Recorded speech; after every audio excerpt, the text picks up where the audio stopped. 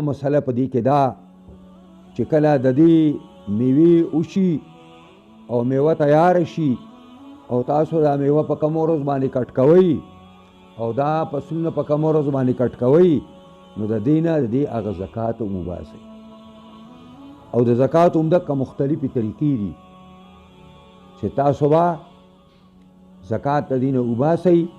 نو که ستاسو دا ځمکه دا اوبه د دې خیراتي اوبه وي د خوړونو اوبه وي تاسو را بندې کړې وي باراني اوبو باندې دا کېده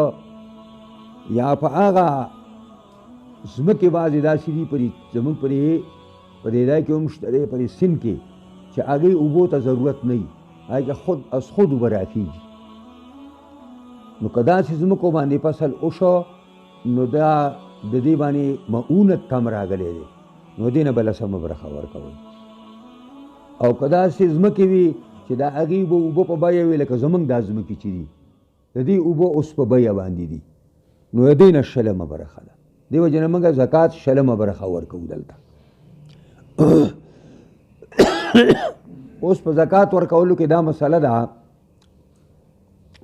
چې تاسو به د دې نه هغه معونت نه وباسئ کومه خرچه چې په فصل باندې شوې ده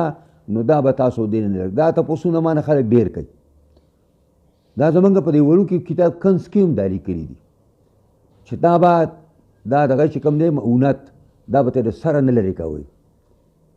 بلکې دې سره به طور مثال اوس په دې ورځو کې تریشل دی نو په تریشل که تا جوار وږي تریشل کړه او که تا غنم تریشل کړه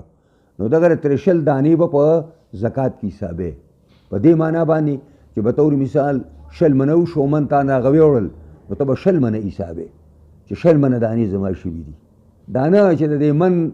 یو سیر یا نیم سیر کېږي نو به دا ترې نه کټ کو ځکه چې خو ما چې کوم دی په دای کې ورکړي دي دا اوچتول نشته د دې نه دا خرچې مرچې نشته دا دې ته عشر ویلی کېږي او دا شرعي عشر دی یو پرې بعضو ملکونو کې نوابانو عشر لکه په دیر کې نواب عشر نو هغسې نوم یې د عشر او نور بل څه ټکس